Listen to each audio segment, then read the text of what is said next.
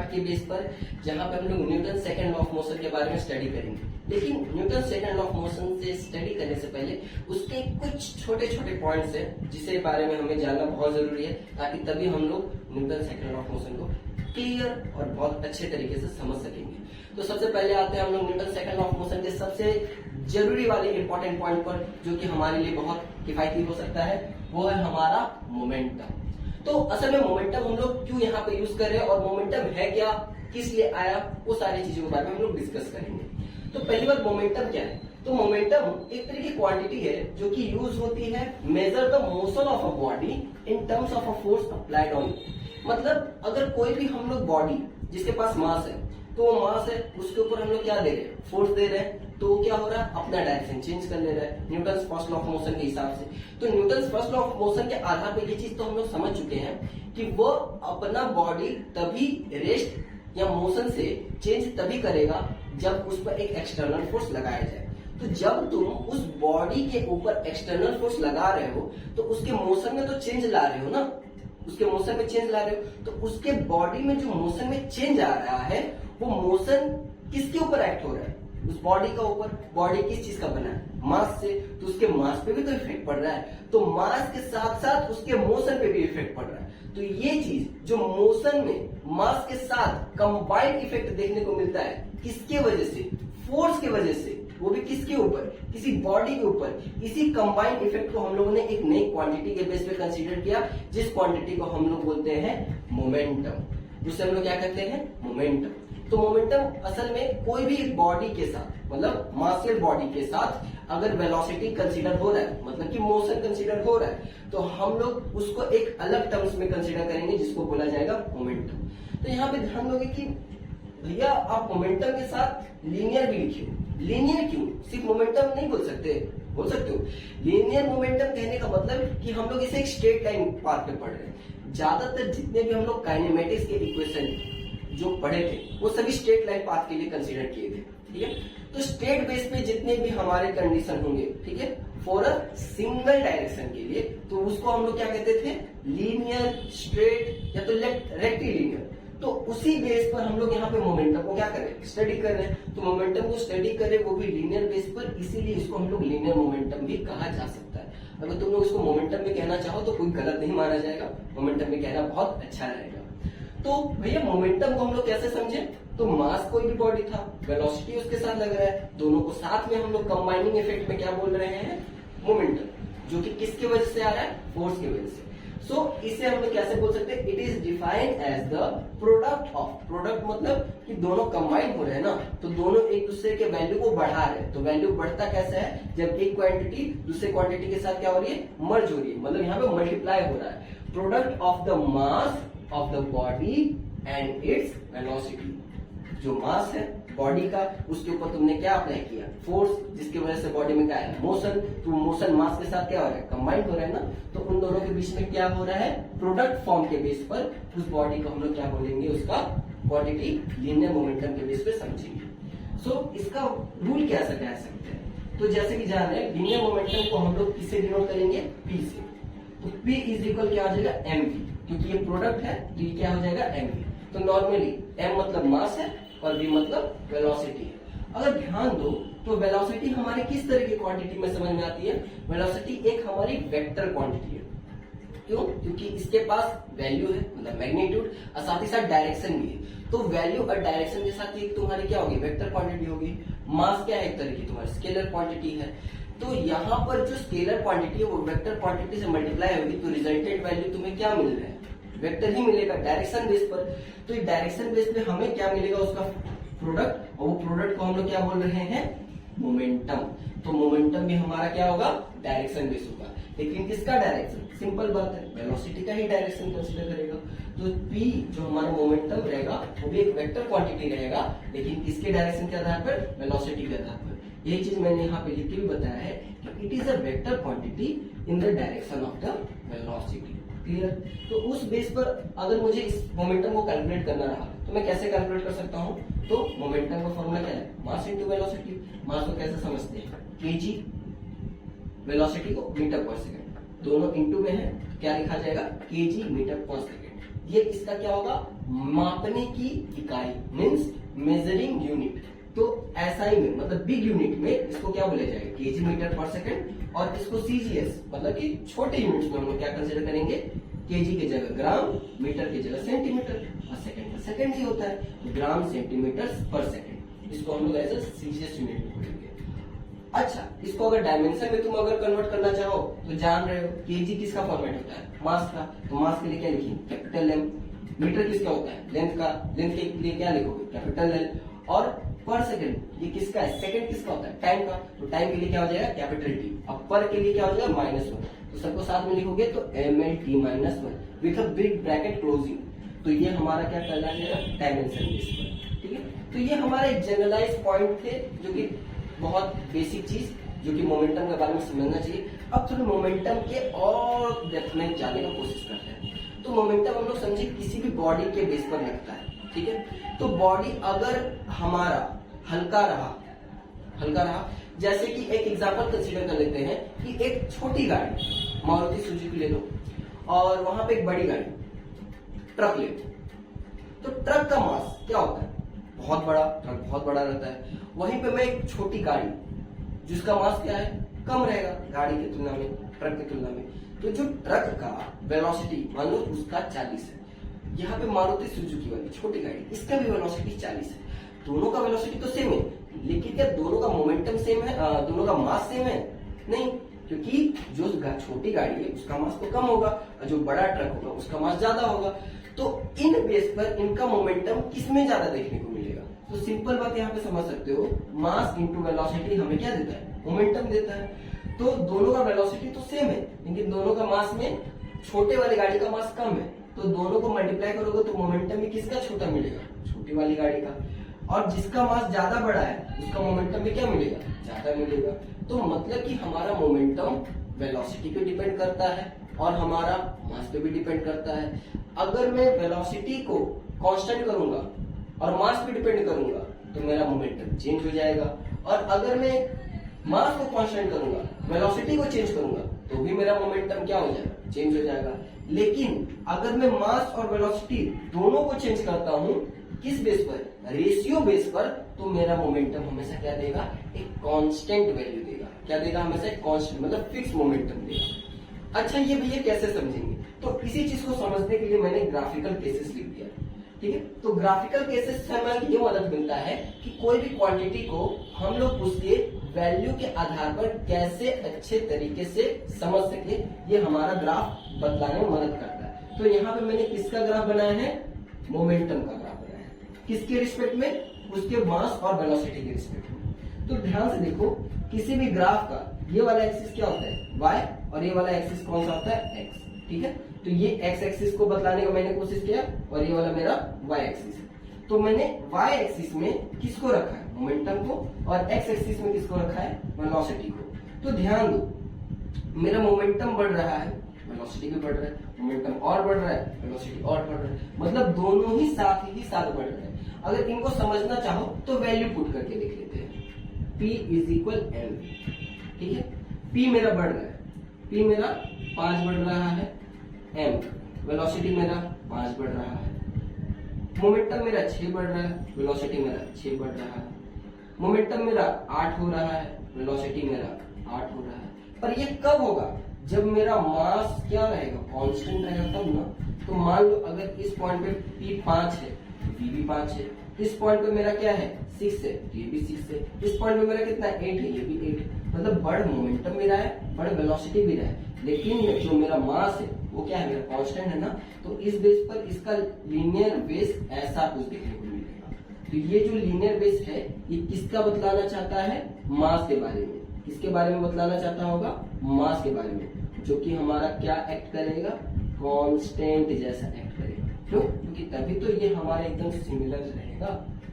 अब यही चीज यहाँ पे देखो, यहाँ पे भी मेरा क्या है, एक स्ट्रेट लाइन ग्राफ है। तो स्ट्रेट लाइन ग्राफ क्या है, मोमेंटम और मास के बेस में।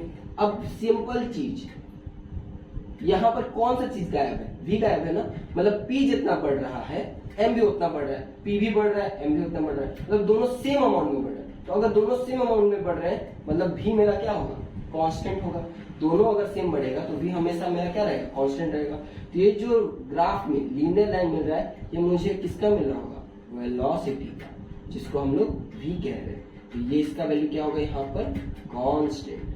क्या होगा हमारा, कांस्टेंट। क्यों, क्योंकि p सेम m सेम तो v हमेशा कांस्टेंट। और कैसा हमें स्ट्रेट लाइन देखने को मिलेगा। सेम चीज इस वाले में भी, अगर ध्यान देखो ये v और m का ग्राफ है, तो v और m का ग्राफ है तो मुझे p कांस्टेंट चाहिए। पर बोलोगे भैया यहाँ पे मोमेंटम कांस्टेंट अगर रहेगा तो ये तो स्ट्रेट लाइन नहीं बन रहा, क्यों बनेगा, ये भी तो ध्यान से समझो। ऐसा नहीं बन सकता, रीजन क्या है, ये ध्यान दो। अगर मुझे मोमेंटम कांस्टेंट रखना है, मान लो मोमेंटम हमेशा के लिए मेरा फिक्स रहना चाहिए, मोमेंटम फिक्स रहेगा, तो मान लो मोमेंटम का वैल्यू 10 है, मास का वैल्यू 2 है और v का वैल्यू 5 है, मैं मान के चल रहा हूं। क्लियर, तो मतलब मेरा मास क्या है, कम है तो वेलोसिटी मेरा ज्यादा है। देखो मास यहाँ पे कितना मेरा कम है, 2 मान लो, तो वेलोसिटी मेरा क्या है, ज्यादा है, 5 मान लो। अब मैं मास को बढ़ाऊंगा, मैं मोमेंटम को चेंज नहीं रखना चाहता, मैं मोमेंटम को चेंज नहीं रखना चाहता, लेकिन इन दोनों को चेंज करूंगा। तो कैसे चेंज करूंगा, इतना वैल्यू रखना पड़ेगा ताकि मोमेंटम मुझे इतना ही मिले। तो मास को मैं अगर बढ़ाऊंगा, इसको क्या कर दूंगा, ज्यादा कर दूंगा, तो मुझे कितना, मान लो मैं इसका वैल्यू 4 कर दिया, तो मुझे वेलोसिटी तब कितना रखना पड़ेगा, 2.5 रखना पड़ेगा। तो देखो मास बढ़ा ना, तो मेरा वेलोसिटी क्या होना पड़ा, घट गया ना, लेकिन मेरा ये चेंज हुआ नहीं चेंज हुआ। सेम चीज मैं मास को और बढ़ाऊंगा तो 8, तो मुझे कितना रखना पड़ेगा, 1.25। मान लो ये 8 हो गया, तो मेरा वेलोसिटी और घट गया, लेकिन मेरा मोमेंटम चेंज हुआ नहीं। इस वजह से मास भी मेरा जब बढ़ेगा तो उस समय मेरा वेलोसिटी घटेगा। तो इस बेस पर मेरा हमेशा मोमेंटम कांस्टेंट रहेगा। इस वजह से हमारा ग्राफ कैसा दिखने को मिल रहा है, ये ठीक है, इस तरह का दिख रहा है, डिक्रीमेंट टाइप ग्राफ देखने को मिल रहा है, ठीक है, जो कि एकदम अप से डाउन नीचे की तरफ मूवमेंट में देखने को मिल रहा है। तो ये ग्राफ हमें देखने को मिलेगा जिसमें हमारा मोमेंटम क्या रहेगा, कांस्टेंट। मोमेंटम क्या रहेगा हमारा, कांस्टेंट। क्लियर, तो बोलोगे भैया क्या है, यही 3 ग्राफ हो सकते हैं, ऐसा किसने बोला। इसी को और थोड़ा सा तुम क्या कर सकते हो, चेंज कर सकते हो, चेंज करके इस ग्राफ को तुम मॉडिफाई कर सकते हो, वैल्यू को और चेंज कर सकते हो। ठीक, तो ध्यान दोगे ये तुम्हारे जनरलाइज ग्राफ है। जनरलाइज मतलब ये चीजें ऐसे देखने को मिलती है, जरूरी थोड़े ना कि तुम्हारा मास कांस्टेंट रहेगा। मास वेरिएबल भी रख सकते हो, वेलोसिटी भी वेरिएबल रख सकते हो, दोनों को बढ़ाओगे तो मोमेंटम भी बढ़ेगा। मान लो मैं मास बढ़ा रहा हूँ, वेलोसिटी भी बढ़ा रहा हूँ, तो मेरा मोमेंटम भी बढ़ेगा। ये लीनियर भी देखने को मिल सकता है, ऐसे समझो। ये वाला ग्राफ मान लो v है, m है, p m v, मैं मास 1 रख रहा हूँ, वेलोसिटी 1 रख रहा हूँ, p मेरे को कितना मिल रहा है, 1। मैं मास 2 रख रहा हूँ, वेलोसिटी 2 रख रहा हूँ, p कितना मिल रहा है, 4। मैं मास 3 रख रहा हूँ, वेलोसिटी 3 रख रहा हूँ, कितना मिल रहा है, 9। मतलब मेरा मोमेंटम कांस्टेंट है नहीं। तो मान लो ये 1 है, ये 2 है, ये 3 है, ये 1 है, ये 2 है, ये 3 है। तो मास 1 वेलोसिटी 1 यहाँ पे देखने को मिलेगा, मास 2 वेलोसिटी 2 यहाँ देखने को मिलेगा, मास 3 वेलोसिटी 3 यहाँ देखने को मिलेगा।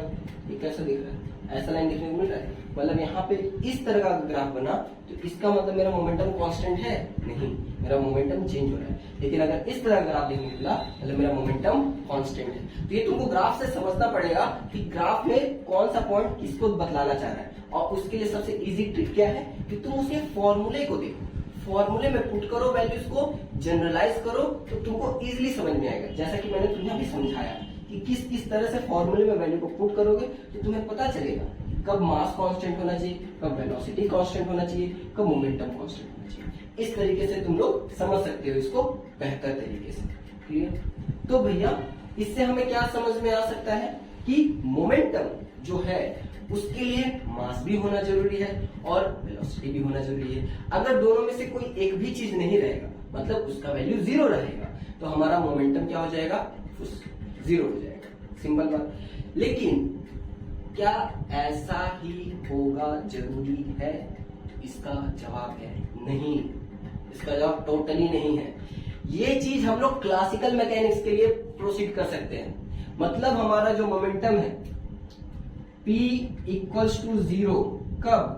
जब या तो M हमारा 0 हो या तो V हमारा 0 हो, तो हमारा ये क्या होगा? 0 होगा। दूसरा चीज, P इक्वल्स टू 0 कब हो सकता है?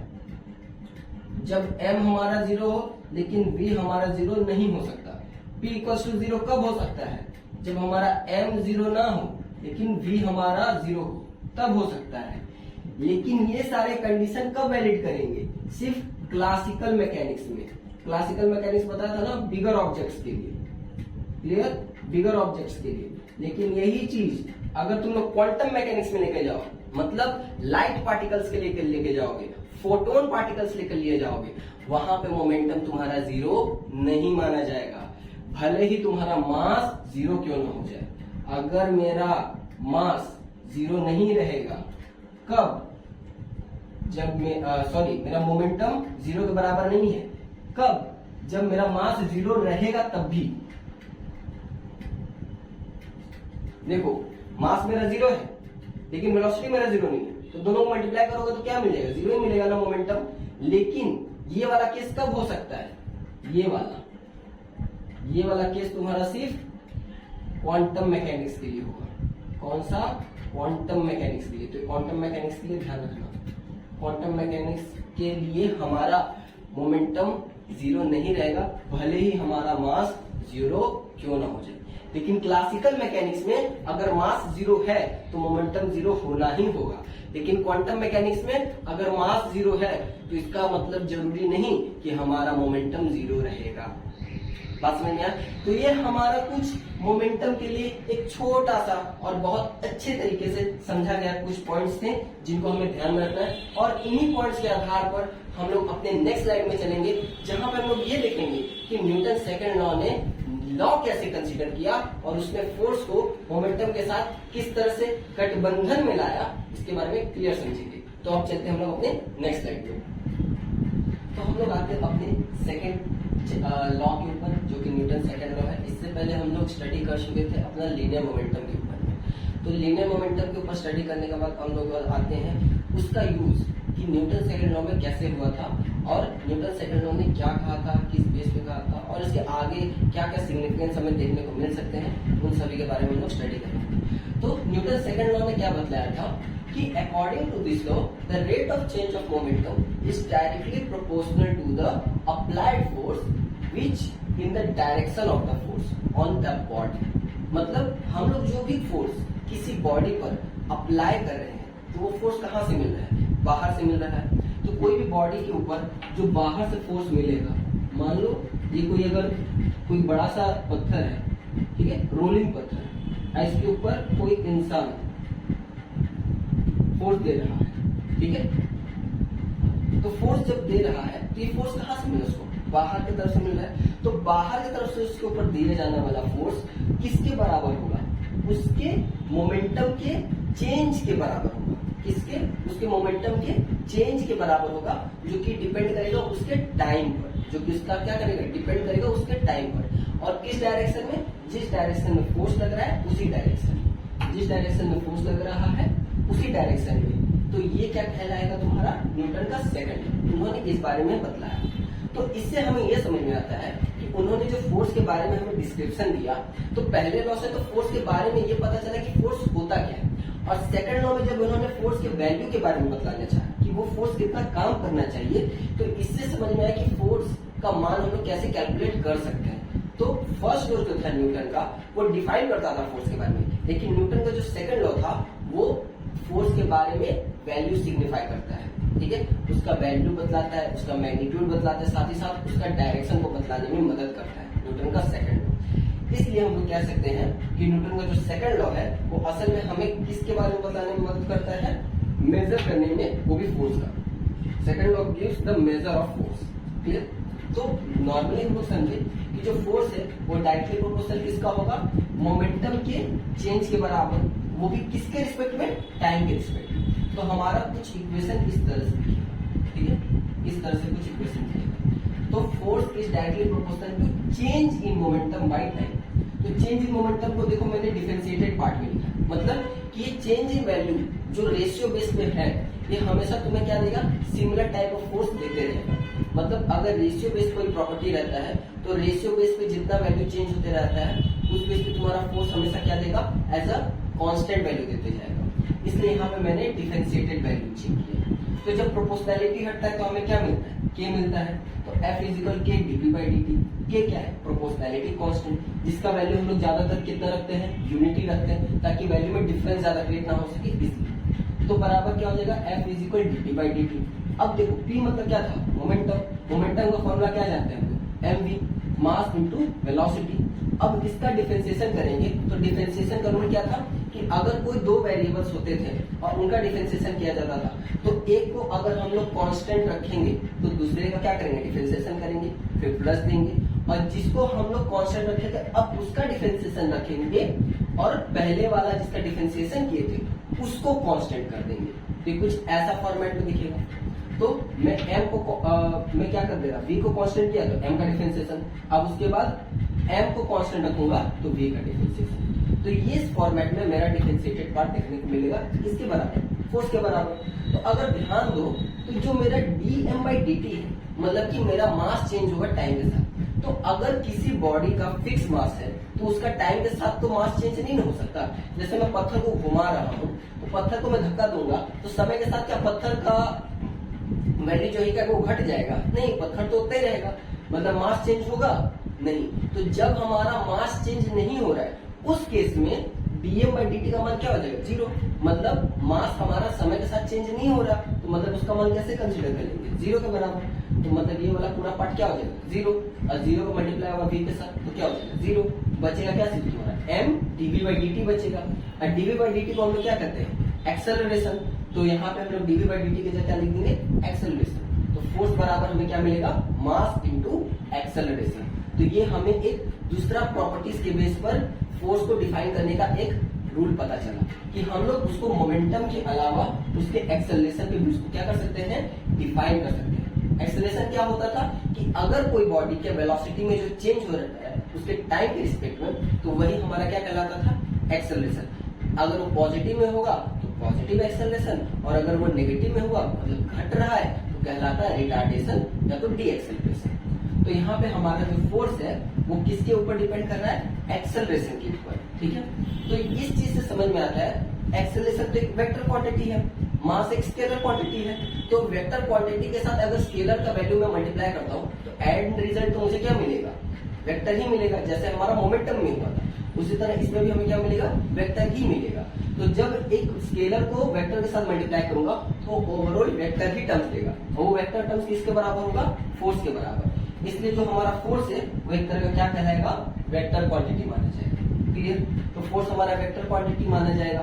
साथ ही साथ फोर्स को हम लोग जब इसमें कैलकुलेट कर रहे हैं तो इसका कुछ यूनिट तो होगा। तो मास के लिए क्या हो जाता है, केजी। एक्सेलरेशन के लिए क्या होता है, मीटर पर सेकंड स्क्वायर। क्या हो जाएगा, KG metre per second square. यहाँ तो इसी को एक न्यू नेम से डिफाइन किया गया था जिसको न्यूटन के ही बेस पर डिफाइन किया गया, क्योंकि न्यूटन ने इस लॉस को दिया है तो न्यूटन ने अपनी ही बेस पे फोर्स को एक डिफाइनेबल एक यूनिट दे दिया जिसको कहा गया न्यूटन। तो 1 kg metre per second square बराबर कितना हो जाएगा, 1 newton. Newton as a big unit के बेस पर, ठीक है। लेकिन अगर इसी चीज को हम लोग छोटा कंसिडर करेंगे तो मास को छोटा में क्या बोला जाता है, ग्राम। मीटर को क्या बोला जाता है, सेंटीमीटर। और टाइम को सेकंड ही बोला जाता है। तो छोटा यूनिट पे क्या बोला जाएगा, ग्राम सेंटीमीटर पर सेकंड स्क्वायर, जिसको एक दूसरा हम लोग छोटा यूनिट नाम से बोल सकते हैं, टाइम। तो अगर कोई भी फोर्स को हम लोग को मेजर करना रहा तो उसका एसआई बेस पर या तो न्यूटन यूज करेंगे या तो KG metre per second square या तो सीजीएस में डाइन यूज करेंगे जिसका मतलब होता है ग्राम सेंटीमीटर पर सेकंड स्क्वायर। अगर ध्यान दो तो ये एक तरह का एब्सोल्यूट यूनिट है। एब्सोल्यूट यूनिट मतलब ये एक फिक्स यूनिट है, हम हर जगह इतना वैल्यू को इसी बराबर कंसीडर करेंगे। मतलब 1 kg metre per second square दुनिया में हर जगह कंसीडर वैसी होगी, हर जगह कुछ चेंज नहीं होगा। 1 मीटर को 1 ही मीटर बोला जाएगा, 1 kg को 1 ही kg बोला जाएगा, 1 सेकंड को 1 सेकंड बोला जाएगा। ये फिक्स है, इस वजह से इसको हम लोग क्या कहेंगे, एब्सोल्यूट। एब्सोल्यूट मतलब फिक्स बेस क्वांटिटी। तो उसका यूनिट भी क्या कहलाएगा, फिक्स कहलाएगा। इसलिए न्यूटन और टाइम किस तरह के यूनिट माने जाएंगे, एब्सोल्यूट यूनिट। लेकिन हमारा जो बॉडी है वो हर जगह पर वेट अलग अलग महसूस करता है। अगर हम लोग इक्वेटर पे देखें तो उसका वेट अलग हो जाता है, पोल्स पे देखें तो उसका वेट अलग हो जाता है। तो वेट के आधार पर अगर मुझे फोर्स को कैलकुलेट करना रहा तो वहां पे उसको हम लोग यूज बोलते हैं ग्रेविटेशनल। उसको हम लोग क्या कहेंगे? Gravitational unit. क्यों? क्योंकि ग्रेविटी बेस पर हम लोग यूनिट को क्या कर रहे हैं? मेजर कर रहे हैं। तो वहां पे हमारा फोर्स क्या होता रहेगा? चेंज होता रहेगा। कौन सा? वेट वाला फोर्स। वेट भी क्या एक तरह का फोर्स है, तो वो भी हमारा क्या होते रहेगा? चेंज होते रहेगा। तो उस बेस पर 1 kgf का वैल्यू कितना हो जाएगा? 9.8 न्यूटन। कितना हो जाएगा? 9.8 न्यूटन। क्यों? क्योंकि हमारा जो बॉडी का वेट है जी 9.8 है नॉर्मली, लेकिन अगर हम लोग किसी और जगह पे जाएंगे तो वहां पे हो सकता है 9.8 के जगह तुम्हारा 9.6 हो सकता है, 9.4 हो सकता है। तो ये वैल्यू चेंज हो सकता है। सो ग्रेविटेशनल यूनिट में बी changes on the base of the gravitational pull. ठीक है, लेकिन एब्सोल्यूट यूनिट के ऊपर कोई ग्रेविटेशनल पुल नहीं पड़ रहा, वो नॉर्मल है, वो बॉडी के मास के ऊपर है जो कि कहीं पे चेंज नहीं होने वाला, इसलिए वो फिक्स है। लेकिन gravitational unit body to body position के बेस पर चेंज हो जाएगा। जैसे अगर अर्थ के लिए देखोगे तो हम लोग 9.8 देख रहे हैं, अगर तुम यही चीज मून के लिए देखोगे तो 9.8 की जगह कुछ और हो जाएगा, यही चीज तुम मार्स के लिए देखोगे कुछ और हो जाएगा। क्यों? क्योंकि सभी का ग्रेविटेशनल पुल, सभी का गुरुत्वाकर्षण शक्ति अलग अलग है, इसलिए वहां पर 1 kgf का वैल्यू अलग हो जाएगा। लेकिन अर्थ के लिए हम लोग 1 kgf का मान मोस्टली ज्यादातर 9.8 कंसिडर करें। क्लियर? और 1 gf का मान 80 टाइम हम लोग कंसिडर करेंगे, 980 टाइम। अब यहाँ पर रिलेशन देखो, 1 kgf और 1 gf का नॉर्मली तो हम लोग जान रहे हैं रिलेशन, लेकिन 1 न्यूटन में कितना टाइम कहला सकता है? तो 1 न्यूटन में हमारा कितना टाइम माना जाएगा? 10 to the power 5 टाइम। ठीक है, कितना माना जाएगा? 1 न्यूटन में 10 to the power 5 टाइम। कैसे? अगर ध्यान देखो तो 1 kg में कितने ग्राम होते हैं? 1000। 1 kg में कितने ग्राम होते हैं? 1000 ग्राम। मीटर कितने, सेंटीमीटर कितने होते हैं 1 मीटर में? 100 सेंटीमीटर सेकंड का सेकंड। तो ये 1000 ग्राम और 100 सेंटीमीटर, कितना पावर होगा जीरो का? 5 को जीरो हुआ ना, तो जी सेंटीमीटर पर सेकंड स्क्वायर को क्या कहा जाता है? टाइम कहा जाता है। और 5 को जीरो होगा मतलब 10 to the power 5। तो 1 न्यूटन बराबर कितना हो जा रहा है? 10 to the power 5 टाइम। तो इस रिलेशन से हम क्या कर सकते हैं? यूनिट कन्वर्ट कर सकते हैं टाइम और न्यूटन के बीच। ठीक है, तो 1 न्यूटन बराबर 10 to the power 5 टाइम, और वहीं पर अगर 1 टाइम बराबर बोलेंगे तो क्या हो जाएगा? ये वाला चीज इधर चला जाएगा, बराबर के इधर, तो क्या हो जाएगा? 1 बटा में 10 to the power 5 न्यूटन। अगर इसको ऊपर भेजोगे तो हो जाएगा 10 to the power -5 न्यूटन। ठीक है, इस तरह से इस बात का हमें ध्यान रखना पड़ेगा। ठीक है, तो ये चीजें हम लोग एज अ फोर्स को यूनिट बेस पे मेजर करने के ऊपर ध्यान दे सकते हैं। साथ ही साथ कुछ पॉइंट्स हैं जो सेकंड लॉ के बेस पर हमें ध्यान रखनी चाहिए, जो कि ये चीज रखती है। No force is required for the uniform motional body which proves the first law. अगर ध्यान से देखो F = ma जो लग रहा है, ये A वाले पोर्शन के बेस पर लग रहा है। A मतलब एक्सेलरेशन बॉडी बेस पर, और एक्सेलरेशन क्या किसी भी वेलोसिटी का क्या यूनिफॉर्म के लिए कंसीडर होता है? नहीं। एक्सेलरेशन मतलब वेलोसिटी में चेंज होना, और अगर यूनिफॉर्म बोला जाए तो मतलब वेलोसिटी में चेंज नहीं हो रहा। तो यूनिफॉर्म मतलब वेलोसिटी में चेंज नहीं हुआ, लेकिन एक्सेलरेशन का मतलब होता है वेलोसिटी में चेंज होना। तो क्या दोनों बात सेम है? नहीं है। इसलिए फोर्स किस पे लग रहा है? एक्सेलरेटेड बॉडी के लिए। तो नॉन एक्सेलरेटेड बॉडी रहेगा तो उसके ऊपर फोर्स लगेगा? नहीं लगेगा। सो नॉन एक्सेलरेटेड बॉडी के ऊपर फोर्स नहीं माना जाएगा। तो नॉन एक्सेलरेटेड कहने का मतलब क्या कह सकते हैं? यूनिफॉर्म वेलोसिटी भी तो कह सकते हैं। मतलब अगर गाड़ी 15 के स्पीड से चल रहा है, 15 की स्पीड से चल रहा है, बाद में भी 15 की स्पीड से चल रहा है, तो क्या उसके ऊपर फोर्स लगा? नहीं लगा, क्योंकि उसके ऊपर एक्सेलरेशन चेंज ही नहीं हुआ, मतलब उसका फोर्स ही नहीं लगा। तो बॉडी तो मूव कर रहा है, लेकिन इसके ऊपर कोई फोर्स नहीं लग रहा। और यही चीज न्यूटन ने फर्स्ट लॉ में बोला था कि अगर कोई बॉडी मोशन में है तो हमेशा मोशन में रहेगी जब तक उसके ऊपर कोई फोर्स ना लगे। तो ये तो बॉडी मोशन ही में है, वैसे ही चल रही है।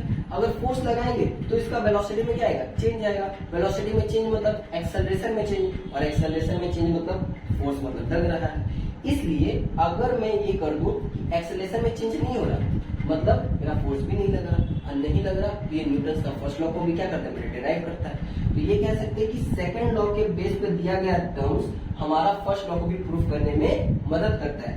इसलिए सेकंड लॉ को हम लोग as a local relation consider कर सकते हैं। क्यों? क्योंकि सेकंड लॉ से भी हम लोग फर्स्ट लॉ को डिफाइन किया जा सकता है, जो कि हम लोग यहाँ पर अभी समझे थे। क्लियर? साथ ही साथ second law gives the concept about the inertial mass. Inertial mass कहने का मतलब कि बॉडी इनर्शिया बेस्ड मास के ऊपर भी क्या हो सकता है, तुम्हारा चेंज हो सकता है। अगर ध्यान दो तो यहाँ पे dm/dt जो था, मतलब मेरा मास अगर चेंज होता रहे टाइम के साथ, तो मुझे ये पूरा कंसिडर करना पड़ेगा, तब ये वाला चीज गलत हो जाएगा। तो अगर मेरा बॉडी मास चेंज होता रहा टाइम के साथ, तो मुझे ये पूरा इक्वेशन को ध्यान देना पड़ेगा। मतलब अगर मास चेंज होते रहेगा तो इनर्शिया चेंज होते रहेगा, इनर्शिया चेंज होते रहेगा तो फोर्स चेंज होते रहेगा, और फोर्स चेंज होते रहा तो वैल्यू तुम्हारा हमेशा इक्वल नहीं देगा। तो ये कह सकते हैं कि ये चीज क्या है, मास चेंज होने के ऊपर आधारित है।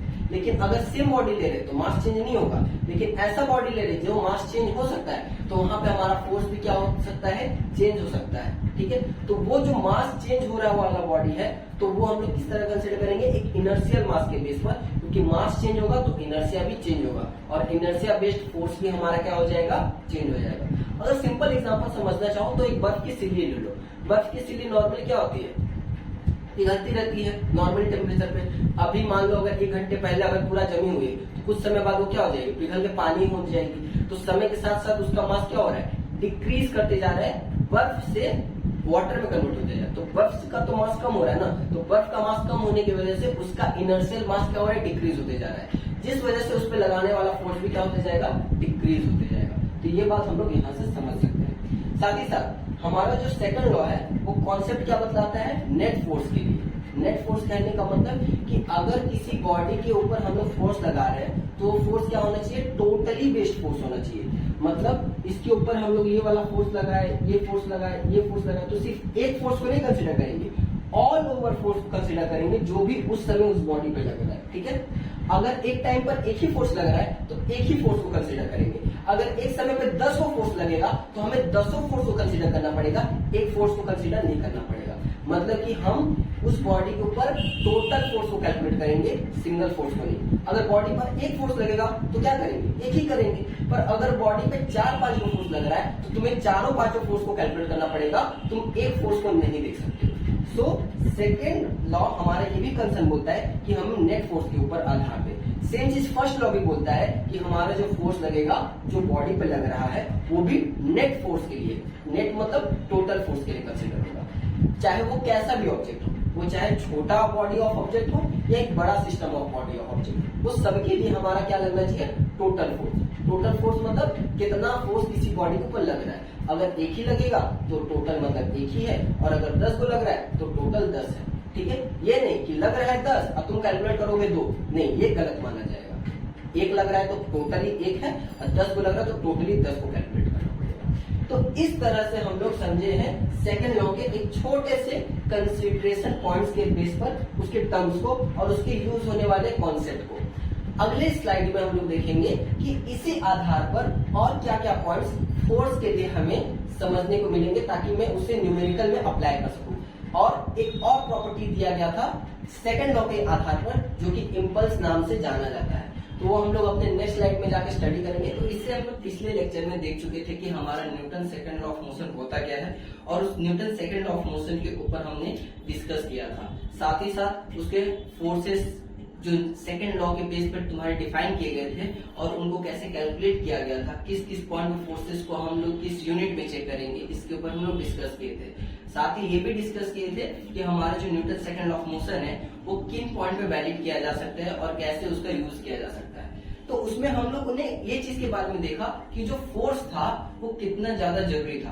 पहले नियम में तो हमें फोर्स के बारे में पता चला, लेकिन दूसरे नियम में हमें पता चला कि फोर्स को हम लोग कैसे देख सकते हैं कैलकुलेट करके, और कैसे उसका यूज कर सकते हैं। तो उन बेसिस पे हमें ये जानना होगा कि असल में जो फोर्सेस है वो किस किस तरह से हो सकती हैं, और किन तरहों से उनका यूज किया जा सकता है, और किन कामों के लिए।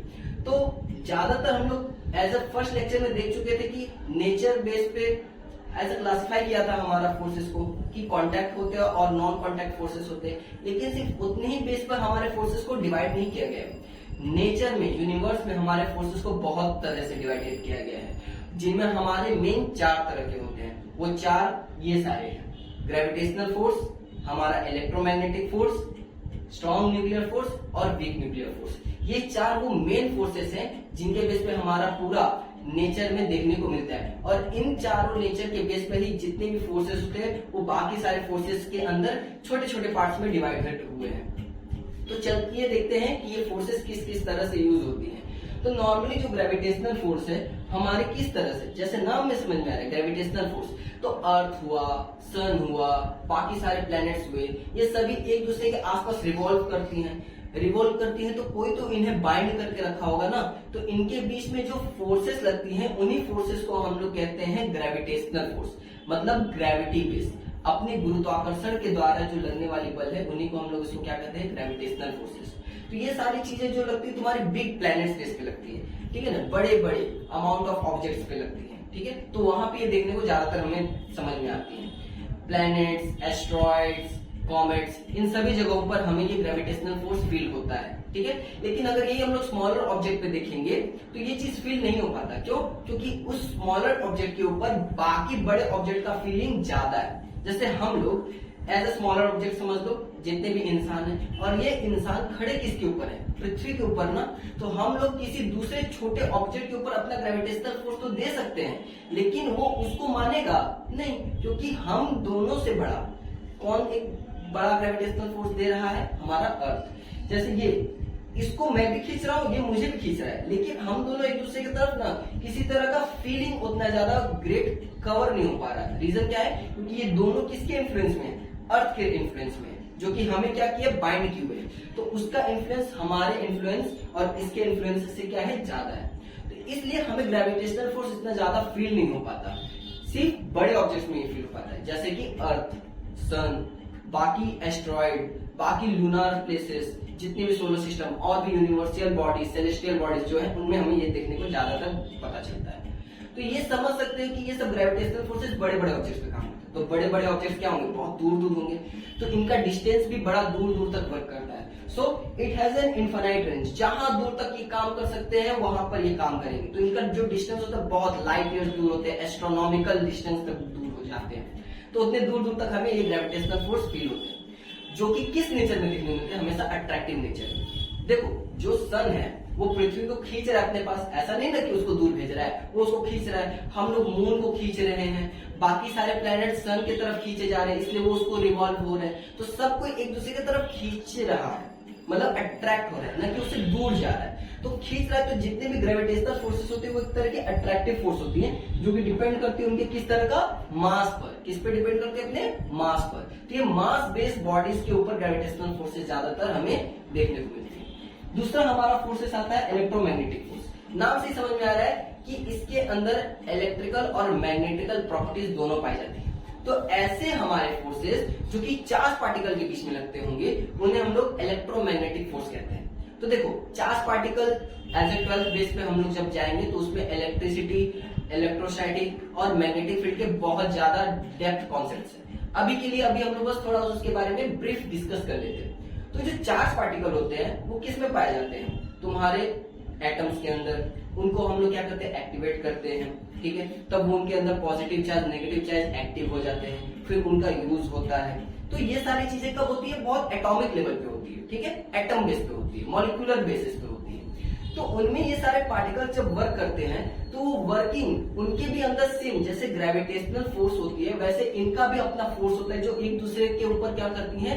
अप्लाई करती है। लेकिन ये एप्लीकेशन जो होता है वो क्या होते हैं? एटॉमिक लेवल पे होती है, मतलब न्यूक्लियस और बाहरी इलेक्ट्रॉन बेस पर होती है। तो इनको हम लोग क्या कर रहे हैं? बहुत एटॉमिक लेवल पे क्या कर रहे हैं? सर्च कर रहे हैं। न्यूक्लियस और बाहर ऑर्बिटल बेस पे जितने भी इलेक्ट्रॉन उनके आसपास रिवॉल्व हो रही है उनके ऊपर।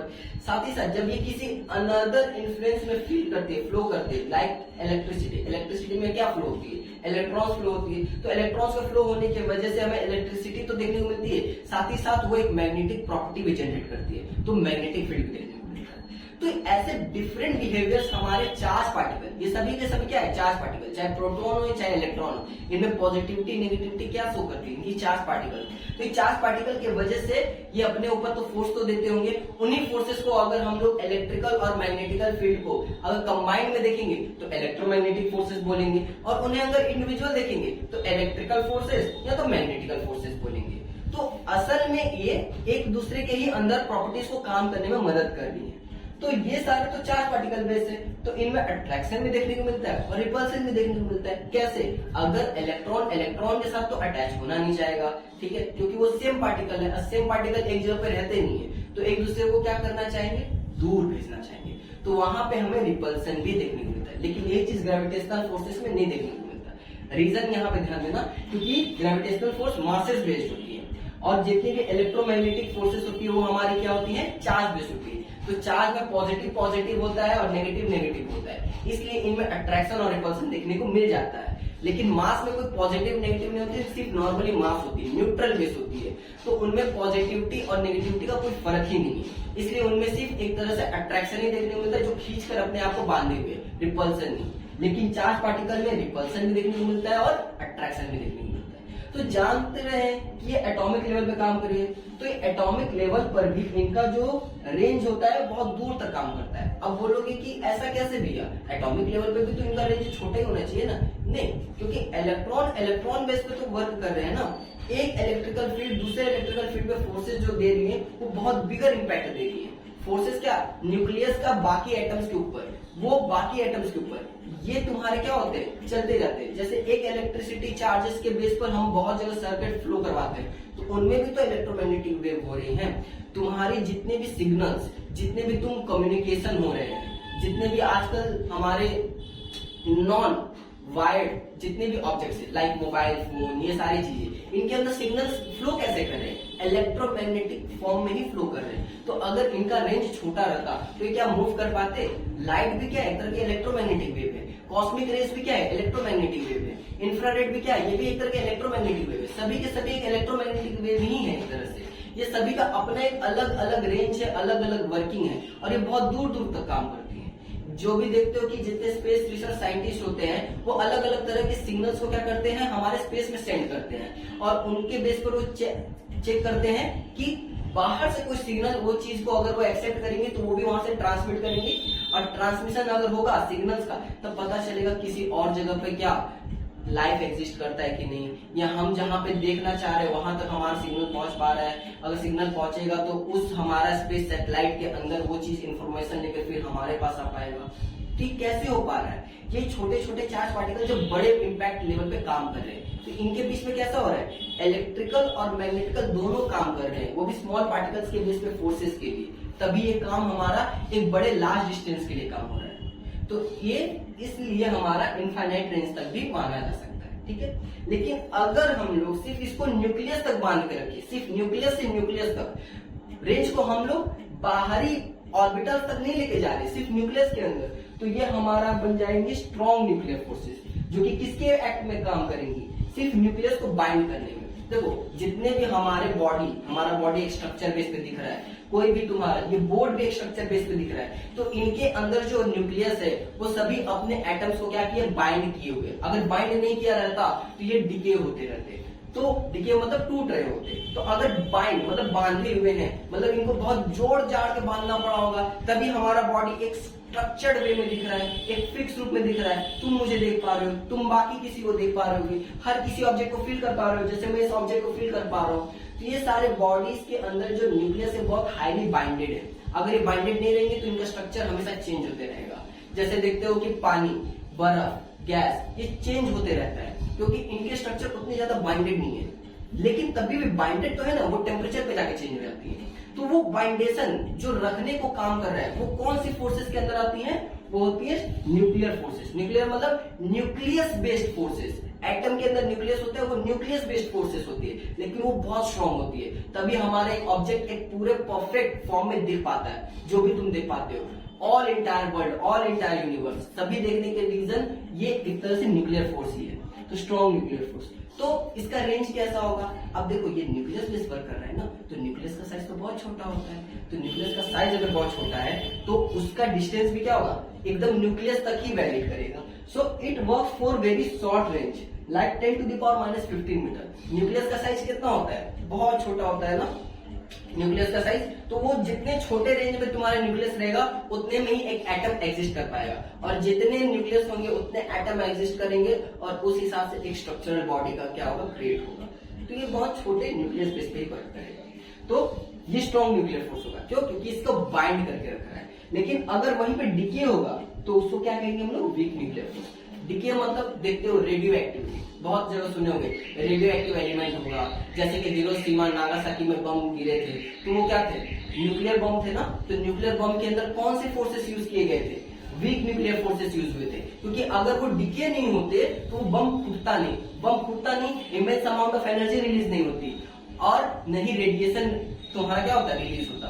तो ये सारी चीजें किस फोर्सेस की वजह से होती है, वीक न्यूक्लियर फोर्सेस। मतलब ये न्यूक्लियस को बाइंड करके नहीं रख पाती, ये न्यूक्लियस को तोड़ने का काम करती है। तो अगर न्यूक्लियस को तोड़ेंगी तो एटम एग्जिस्ट करेगा, नहीं एग्जिस्ट करेगा, वो भी क्या हो जाएगा, खत्म हो जाएगा। इसलिए जितने भी रेडियो एक्टिव एलिमेंट होते थे वो क्या होते थे तुम्हारे, एक न एक समय के बाद उनका लाइफ टाइम पीरियड खत्म हो जाता और वो हमेशा के लिए क्या हो जाते, वैनिश हो जाते, वो खत्म हो जाते, वो धीरे धीरे डिके करने लगते, कुछ बहुत जल्दी डिके करते हैं। तो उनका डिकेइंग नेचर क्या है, मतलब उनका न्यूक्लियर फोर्स वीक है, ठीक है। अगर उनका न्यूक्लियर फोर्स स्ट्रॉन्ग रहता तो कभी डिके नहीं करते, वो जिंदगी भर कई सालों कई करोड़ों सालों तक क्या रहते, तुम्हारे वैसे स्टेट में पाए जाते। लेकिन उनके अंदर ये बाइंडिंग फोर्स क्या है, बहुत छोटा है, बहुत कमजोर है, इस वजह से वो क्या हो जाते हैं, टूट जाते हैं। तो ये क्या कहलाते हैं, वीक न्यूक्लियर फोर्सेस के अंदर। तो ये भी एटॉमिक लेवल पे ही काम करते हैं, लेकिन उल्टा, ये इसको बांधने का काम करता है और वीक न्यूक्लियर फोर्स उसको तोड़ने का काम करता है। तो इसका ज्यादातर हमें देखने को किसमें मिलता है, जैसे सन के अंदर देख लो, न्यूक्लियर बॉम्ब के अंदर देख लो, ये सारी चीजें हमें क्या करती हैं, वहां पे देखने को मिलती हैं। क्लियर। तो ये भी इसका भी रेंज क्या रहेगा, जैसे तुम्हारा एटॉमिक लेवल पे इसका 10⁻⁻15 है न्यूक्लियस बेस पर, तो ये भी तो न्यूक्लियस बेस पर वर्क करता है, तो इसका भी अप्रोक्सीमेटली रेंज 10⁻18 के आसपास में रहता है। न्यूक्लियस के भी अंदर बहुत सारे लेयर्स होते हैं, तो उसके बेस। तो ये सारे फोर्सेस जो हमारे नेचर में ज्यादातर मेन माने जाते हैं, ठीक है।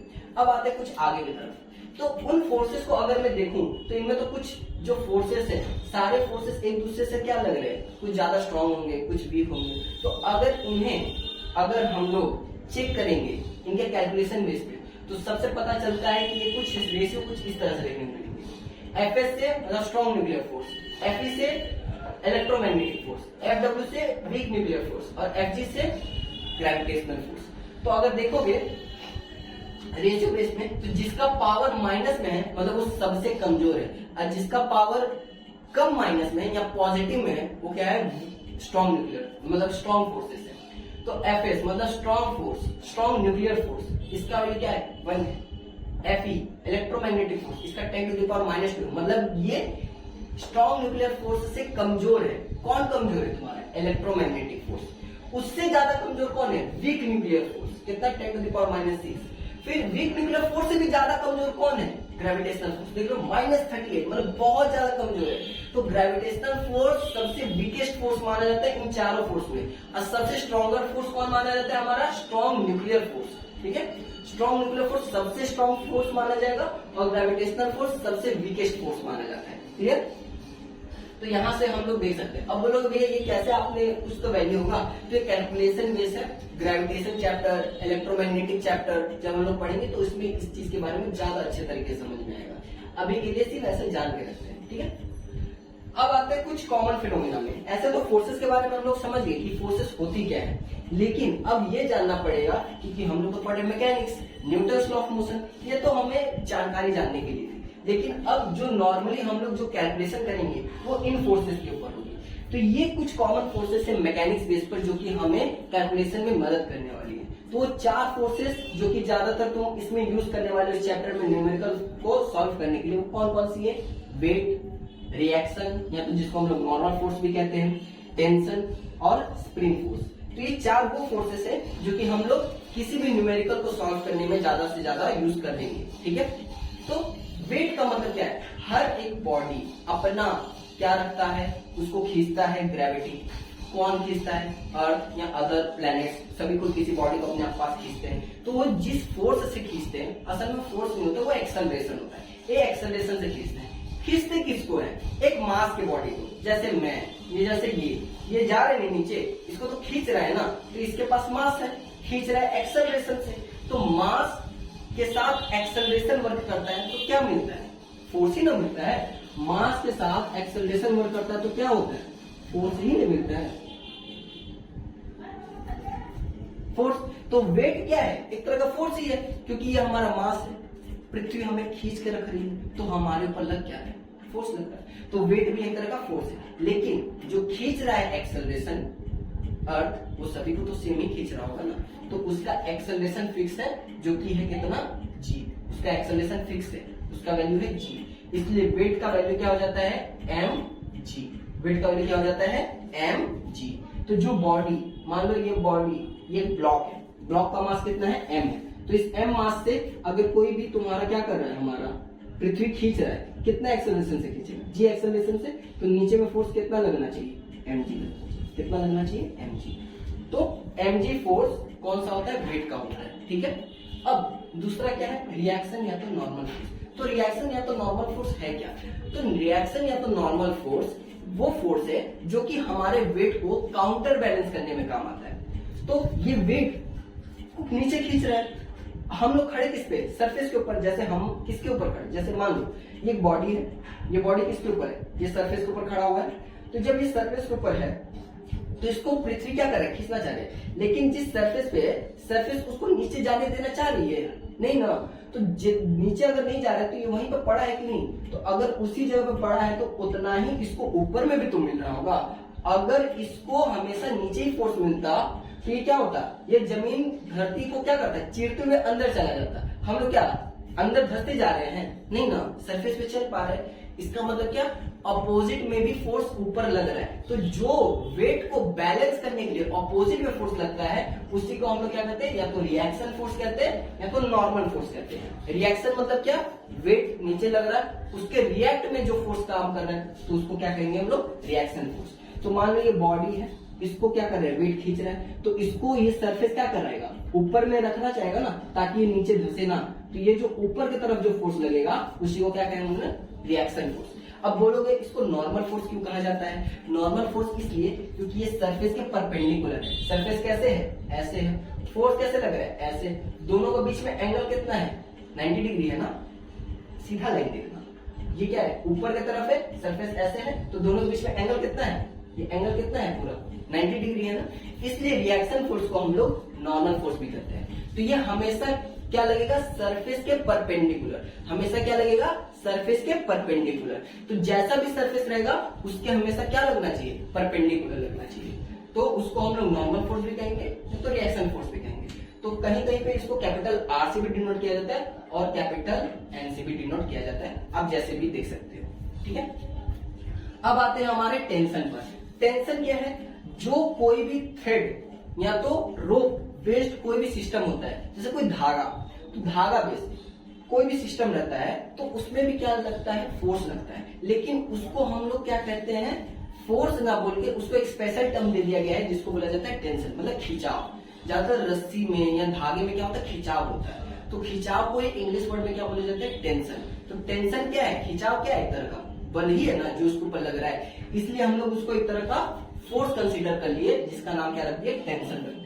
तो यहाँ पे मान के चलिए एक थ्रेड है जो कि इस ब्लॉक को पकड़े हुए है, तो ब्लॉक को पकड़े हुए ये इस धागे के ऊपर इस ब्लॉक का क्या लग रहा होगा, वेट लग रहा होगा ना नीचे की तरफ। कहाँ पे, नीचे की तरफ। तो नीचे की तरफ ये बॉडी क्या हो रहा है, जाना चाह रहा है, कितना, मान लो इसका मास m है, इसका मास कितना है, m है, तो mg से क्या जा रहा है, नीचे जाना चाह रहा होगा। लेकिन इसको ये धागा क्या कर रहा है, अपने ऊपर रख पा रहा है, ऊपर की तरफ। तो इसको बैलेंस करने के लिए टेंशन कहाँ लग रहा है, ऊपर की तरफ, क्योंकि बॉडी नीचे जाना चाह रहा है, लेकिन धागा कहाँ इसको रखना चाह रहा है, ऊपर की तरफ, इसलिए ना ये नीचे नहीं जा रहा है। अगर धागा नहीं रख पाता ये नीचे चला जाता, इसलिए टूट जाता है सामान। अगर नहीं जा रहा है मतलब कि उसके ऊपर बांधे हुए, ठीक है। तो इसको हम लोग नॉर्मली टी से बताते हैं। टेंशन को ज्यादातर हम लोग किसे डिनोट करते हैं, टी से डिनोट करते हैं, ठीक है, जो कि कहाँ पे लगता है, धागा में या तो रस्सी में, ठीक है। उसके बाद आता है स्प्रिंग फोर्स। स्प्रिंग फोर्स कहने का मतलब कि जो स्प्रिंग बॉडीज में, जैसे कि कोई भी स्प्रिंग है, तो स्प्रिंग को तुम कंप्रेस करते हो, एक्सपेंड करते हो, कंप्रेस करते हो, एक्सपेंड करते हो, तो दम तो लगता होगा ना। तो जितना दम तुम लगाते हो उतना ही दम तो स्प्रिंग के अंदर क्या हो जाता है, जमा हो जाता है।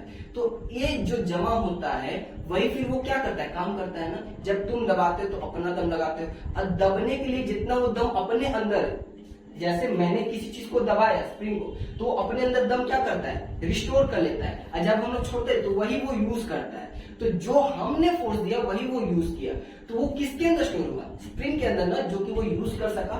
तो इसी तरह के फोर्स को हम लोग क्या कहते हैं, स्प्रिंग फोर्स। चाहे हम लोग खींचने के लिए करें, मतलब स्प्रिंग को जब टांगते हो तब लगेगा फोर्स, या तो स्प्रिंग को दबाओगे तब लगेगा फोर्स। दोनों केसेस में वही फोर्स लगता है, तो उसको हम लोग क्या कहते हैं, स्प्रिंग फोर्स कहते हैं। उसको हम लोग क्या कहते हैं, स्प्रिंग फोर्स कहते हैं। स्प्रिंग फोर्स को कैसे कैलकुलेट करते हैं, के एक्स से। कैसे कैलकुलेट करते हैं, के एक्स से। के का मतलब क्या होता है, स्प्रिंग कांस्टेंट। के का मतलब क्या होता है, स्प्रिंग कांस्टेंट। स्प्रिंग कांस्टेंट कहने का मतलब, देखो हर एक स्प्रिंग तो डिफरेंट मटेरियल्स का है, तो डिफरेंट मटेरियल के स्प्रिंग के लिए तुम्हें फोर्स भी क्या देना पड़ेगा, डिफरेंट देना पड़ेगा। तो डिफरेंट मटेरियल्स के लिए ही हम लोग क्या यूज करते हैं, कांस्टेंट के। एक्स क्या है, जितना तुम खींचोगे उतना ही ना फोर्स लगेगा। स्प्रिंग को मान लो ज्यादा खींचोगे तो ज्यादा फोर्स लगेगा, कम खींचोगे कम फोर्स लगेगा, ज्यादा दबाओगे तो ज्यादा फोर्स लगेगा, कम दबाओगे तो कम फोर्स लगेगा। तो दबाने पर या खींचने पर वो डिस्टेंस तो काम कर रहा होगा ना, ये एक्स वही डिस्टेंस है जिस पर ये तुम्हारा क्या करता है, फोर्स डिपेंड करता है। तो पहला स्प्रिंग के मटेरियल पे, और दूसरा कितना तुम उसको खींच रहे हो या दबा रहे हो उसके ऊपर तुम्हारा क्या करता है, स्प्रिंग का फोर्स डिपेंड करता है। तो इस तरह से हम लोग स्प्रिंग फोर्स को भी देख सकते हैं। तो ये कुछ 4 कॉमन फोर्सेस थे जो कि मैकेनिक्स में हम लोग ज्यादातर यूज करने वाले हैं, ठीक है। तो यहां तक मैं सोच सकता हूं कि आप लोगों को इसमें आया होगा।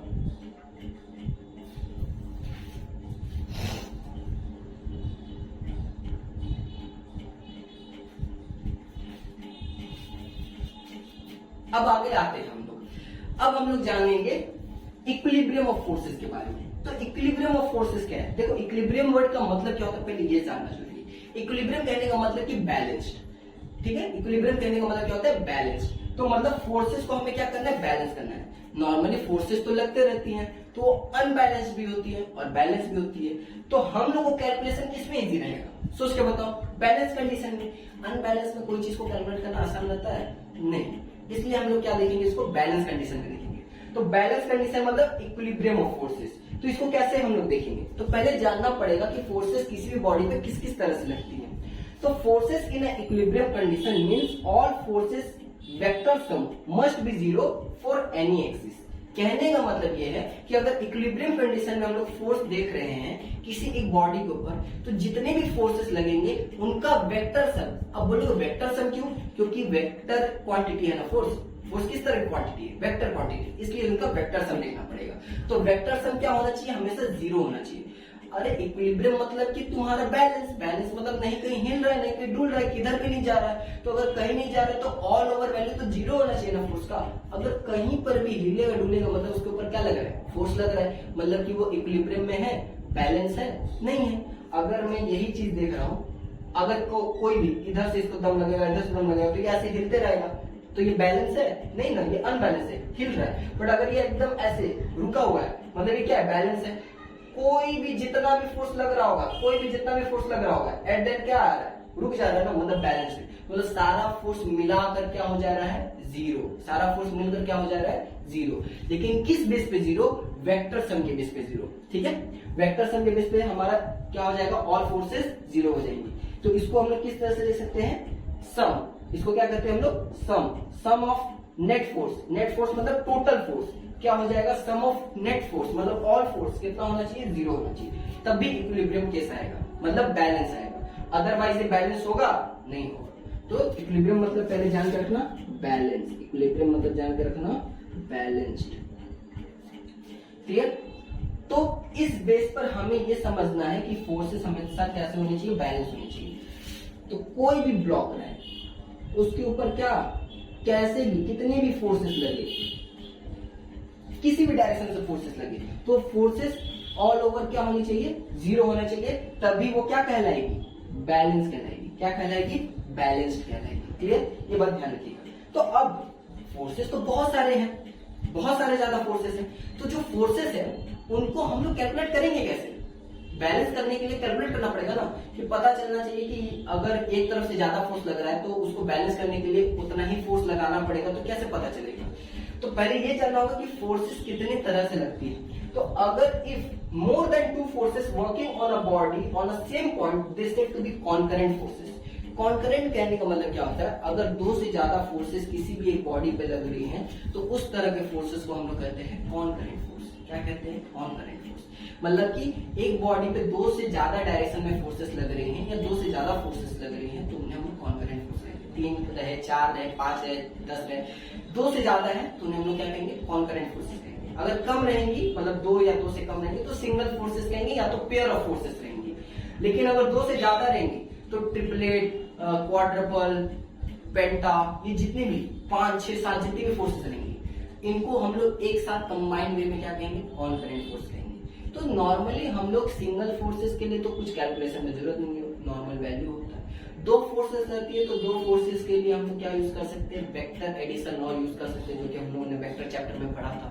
ठीक है, 2 फोर्सेस के लिए मतलब 2 क्वांटिटीज के लिए ना वैलिड करती थी, और 2 फोर्सेस मतलब 2 क्वांटिटीज है तो उनके लिए वैलिड कर सकती है। लेकिन अगर एग्जैक्टली 3 फोर्सेस रहेंगे, कितनी 3 फोर्सेस रहेंगे, तो 3 फोर्सेस के लिए हमने क्या किया, एक स्पेशल थ्योरम को देखा जो कि इसको कैलकुलेट करने में हमारे लिए बहुत मददगार होगी।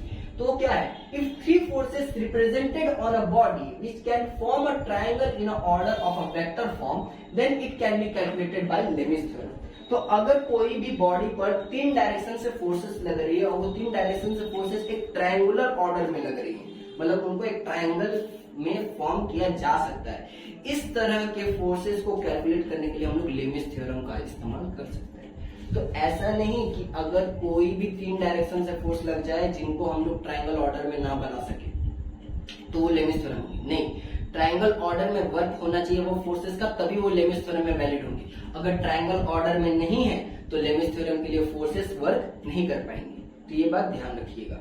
लेमिस थ्योरम कब वैलिड होगा, जब वो ट्रायंगुलर ऑर्डर में होंगे, ट्रायंगल ऑर्डर में नहीं होंगे लेमिस थ्योरम वर्क नहीं करेगा। जैसे कि यहाँ पे देखिए 3 फोर्सेस 3 डायरेक्शन में है, इन्हीं को अगर ट्रायंगल में देखना चाहें तो वेक्टर शिफ्टिंग करना, ये वाला यही है ना F1, ये वाला यही है ना F2, ये वाला यही है ना F3। देखो ट्रायंगल बना रही है, ये वाला इससे जुड़ रही है और ये वाला इससे, ट्रायंगल ऑर्डर बन रहा है कि नहीं, ध्यान से देखिएगा।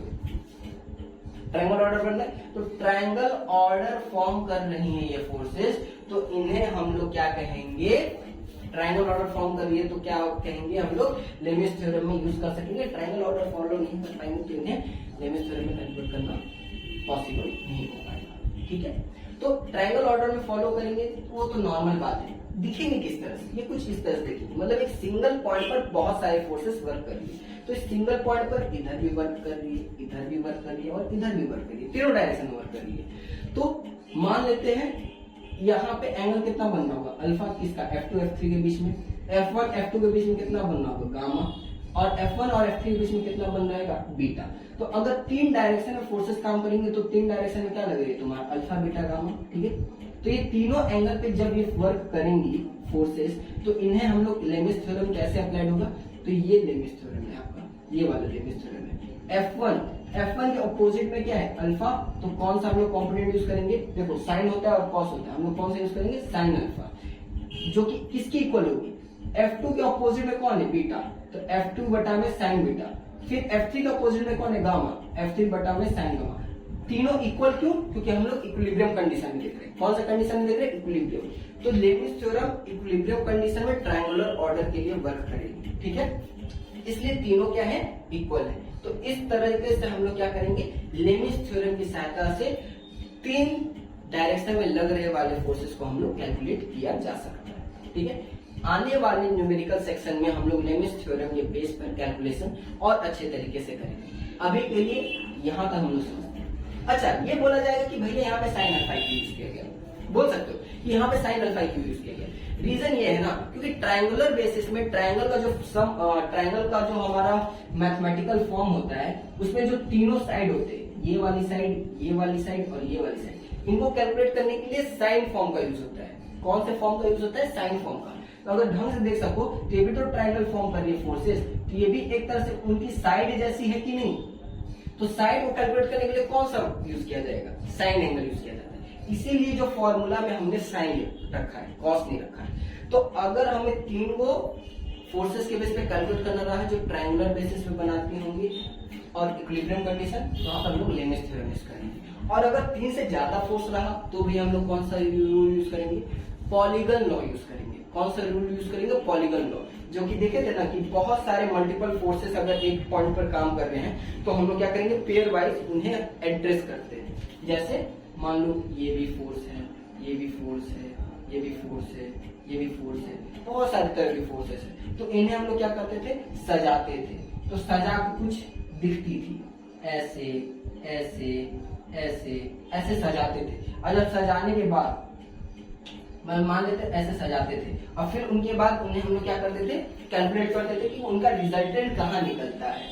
तो ये वेक्टर एडिशन मतलब कि वेक्टर चैप्टर में हम लोग पढ़े थे कि कैसे अगर मल्टीपल ऑफ तुम्हारा क्या होंगी वेक्टर्स डायरेक्शन में तुम्हारे फोर्सेस लगेंगी तो उन्हें हम लोग पॉलीगन लॉ की सहायता से कैलकुलेट करेंगे। किसके रूल की सहायता से? पॉलीगन लॉ की सहायता से कैलकुलेट करेंगे अगर ज्यादा फोर्सेस लगेंगे। बट ज्यादातर इस तरह के रूल का हम लोग यूज नहीं करते हैं। वेक्टर लॉ ऑफ एडिशन मतलब दो वेक्टर का कंडीशन और लेमिस थ्योरम, यही हमारे लिए बहुत सफिशिएंट होता है। ठीक है, तो इस पॉइंट पे हम लोग यहाँ पे अभी तक के लिए रखते हैं। फिर नेक्स्ट स्लाइड में हम लोग देखेंगे कि हमारा Newton second law of motion का एक और पार्ट है जो कि फोर्स से थोड़ा अलग है लेकिन उसका इम्पैक्ट बहुत पावरफुल है, जिसको हम लोग कहते हैं इंपल्स। उसके बारे में स्टडी पिछले वाले हम लोग लेक्चर में देखे थे कि हमारा फोर्स किस किस तरह से कितने नेचर्स में होते थे और कितने पार्ट्स में डिवाइडेड किए गए थे। साथ ही साथ उसके बेस पर हमने देखा कि कैलकुलेशन के लिए हम लोग फोर्सेस को किस तरह से मेजर करना चाहिए और भी किन वेक्टर्स पॉइंट पर। ठीक है, अगर दो फोर्सेस होते थे, तीन फोर्सेस होते थे, अलग अलग डायरेक्शन में होते थे, तो उनके बारे में देखे। अब आते अपने नेक्स्ट पॉइंट पर जो कि हमारा न्यूटन सेकंड लॉ का एक मेन इंपॉर्टेंट पॉइंट है, वो है तुम्हारा इम्पल्स। क्या है? इम्पल्स। तो अब इम्पल्स के बारे में हम लोग जानेंगे कि इम्पल्स असल में होता क्या है और ये Newton second law of motion में इतना ज्यादा किफायती क्यों साबित होता है, जरूरी क्यों है, इसके बारे में समझते हैं। तो इम्पल्स असल में होता क्या है? इम्पल्स मतलब एक तरह का इम्पैक्ट। इम्पल्स मतलब एक इम्पैक्ट, जैसे किसी भी चीज पे तुरंत हम लोग कंडीशन मान को चलो किसी को धक्का देना, कोई अचानक हिल जाना, तुरंत भूकंप आ जाना, कोई ऐसा तुरंत जो झटका लगता है, तो उस तुरंत झटके में लग क्या रहा है? फोर्स ही लग रहा है। उस तुरंत झटके में लग क्या रहा है? फोर्स। तो वो फोर्स जो तुरंत लगता है उसी को हम लोग क्या कहते हैं? इम्पल्स। उसी को क्या कहते हैं हम लोग? इम्पल्स। जैसे कभी हमें चींटी काट लेती है तो तुरंत हम लोग झटक जाते हैं, तो वो क्या है? एक तरह की इम्पल्स है। कोई अचानक से करंट शॉक लगता है तो वो भी क्या? एक तरह की इम्पल्स है। कोई आकर पीछे से धक्का देता है तो वो भी क्या है? इम्पल्स है। तो तुरंत लगने वाला फोर्स ही क्या है? एक तरह का impulse. So when a large force work on a body for a very short time interval is called impulse और impulsive force। मतलब जो बहुत लंबा फोर्स, बड़ा फोर्स एक छोटे से टाइम के लिए लगता होगा। देखो जो भी हमें झटका लगता है वो क्या लगता है? उसका टाइमिंग क्या होता है? बहुत छोटा होता है। अगर मेरे को कोई पीछे से धक्का भी देता है तो वो टच का टाइमिंग क्या रहता है? छोटा रहता है। चींटी भी काटती है तो अचानक हम लोग रिस्पॉन्स भी करते हैं तो वो भी छोटा रहता है। तो जो रिस्पॉन्स बड़ा छोटे होता है लेकिन उसके ऊपर इम्पैक्ट जो हम लोग फोर्स अप्लाइड करते हैं, जो बहुत ज्यादा बड़ा फोर्स देते हैं, वो क्या होता है? बिग रहता है। तो फोर्स तो उस छोटे टाइम इंटरवल के लिए क्या होता है? कंपैरेटिवली बड़ा रहता है, इसलिए उसको हम लोग एज अ लार्ज फोर्स मानते हैं। तो जब लार्ज फोर्स एक छोटे टाइम के लिए किसी भी बॉडी के ऊपर इंपैक्ट दोगे तो उस तरह के फोर्स को हम लोग क्या कहते हैं? Impulsive force. और उस इंपैक्ट को कहते हैं हम लोग इंपल्स। वो इंपैक्ट को क्या कहोगे? इंपल्स। और उस समय जो फोर्स लगा रहे हो तो वो इंपल्स वाले टाइम में फोर्स लगा रहे हो ना, इसलिए उसे क्या कहा जाएगा? Impulsive force. ये बात अच्छी तरह से समझिएगा। तो इंपल्सिव फोर्स मेनली क्या है? एक तरह का फोर्स ही है, बस एक अलग कैटेगरी में इसको डाल दिया गया है कि अगर शॉर्ट इंटरवल ऑफ टाइम के लिए रहेगा तो हम लोग इसको इंपल्सिव फोर्स कहेंगे। So it measure the total effect of force which doesn't remains constant. ये क्या करता है? इफेक्ट कैरी करता है। इफेक्ट मतलब अगर कोई भी चीज को तुम धक्का दे रहे हो या कोई भी चीज में परिवर्तन आ रहा है, चेंज हो रहा है, तो ये सारी चीजें क्या है? उसके इफेक्ट है ना, फोर्स द्वारा डाले गए इफेक्ट है ना। तो ये इम्पल्स उन्हीं इफेक्ट के ऊपर काम करता है। अगर किसी में ये इफेक्ट नहीं आएगा मतलब इम्पल्स नहीं लगा, इफेक्ट आया मतलब इम्पल्स लगा। ठीक है, अगर बोलते हो कि भैया ये चेंज बहुत समय के बाद आता है तो इम्पल्स ना के बराबर हो जाता है, और ये चेंज बहुत तुरंत मिल जाता है तो मतलब इम्पल्स है।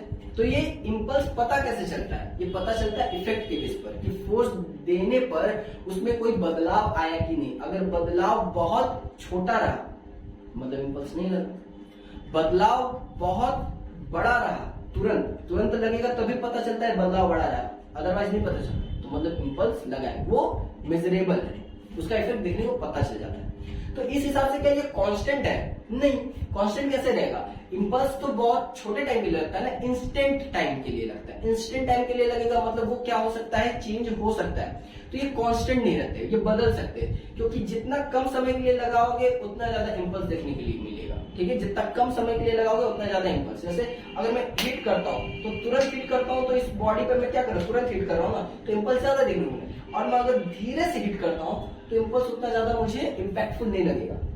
सिंपल बात। अगर तुम यही चीज को अपने ऊपर देखो, पेन को अगर अपने बॉडी पे चुभाते हो, पेन को चुभाओ या सुई को चुभाओ, अगर वो एकदम धीरे धीरे चुभाओगे ना तो तुमको उतना ज्यादा दर्द नहीं होगा। तुरंत मैं चुभाऊंगा ना तो ज्यादा दर्द होगा। चुभा तो दोनों तरह से रहे हो, दोनों पे अपने बॉडी पे ही क्या लगा रहे हो, फोर्स लगा रहे हो, लेकिन एक फोर्स ज्यादा टाइम के लिए लग रहा है, एक फोर्स कम टाइम के लिए लग रहा है। इसके वजह से जो इफेक्ट है वो अलग फील हो रहा होगा ना, एक में ज्यादा इफेक्ट फील हो रहा है, एक में कम इफेक्ट फील हो रहा है। यही इंपल्स है। तो ये कभी कांस्टेंट नहीं रहेगा, ये चेंज होते रहेगा डिपेंड अपॉन कितना टाइम के लिए वर्क कर रहा है। ठीक है, सो जैसे कि समझ रहे फोर्स के ऊपर डिपेंड कर रहा है, तो फोर्स एक तरह की वेक्टर क्वांटिटी है, तो इंपल्स भी हमारी क्या कहलाएगी, वेक्टर क्वांटिटी, क्योंकि जिस डायरेक्शन में फोर्स लगाओगे इंपल्स भी क्या होगा, उसी डायरेक्शन में लगेगा। So it is a vector quantity. तो ये वेक्टर क्वांटिटी, तो इसका डायमेंशन क्या हो जाएगा?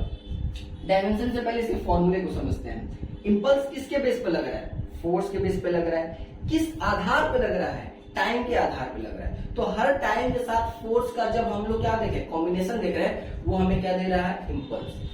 किसी भी टाइम के आधार पर फोर्स का कॉम्बिनेशन को क्या कह रहे हैं हम लोग, इंपल्स। तो इंपल्स बराबर क्या है, force into time. Force into क्या है, टाइम। सो फोर्स के लिए डायमेंशन क्या हो जाता है, mlt माइनस 2 होता है ना। फोर्स के लिए डायमेंशन क्या होता है, mlt माइनस 2। और टाइम के लिए क्या हो जाता है, t। तो ये माइनस हो जाएगा तो कितना हो जाएगा, mlt माइनस 1। उस तरह से यूनिट क्या हो जाएगा, तो देखो SI में फोर्स का यूनिट क्या होता है, न्यूटन होता है। तो न्यूटन, और टाइम के लिए क्या हो गया, सेकंड, तो न्यूटन सेकंड SI में। और सीजीएस में क्या होता है, टाइम होता है, तो टाइम सेकंड। किसमें, सीजीएस में। तो यूनिट इस तरह से हम लोग कैलकुलेट कर सकते हैं। न्यूटन की जगह उसका हम लोग दूसरा वेरिएंट भी यूज कर सकते हो, KG metre per second square, वो भी वैलिड है, कोई गलत नहीं।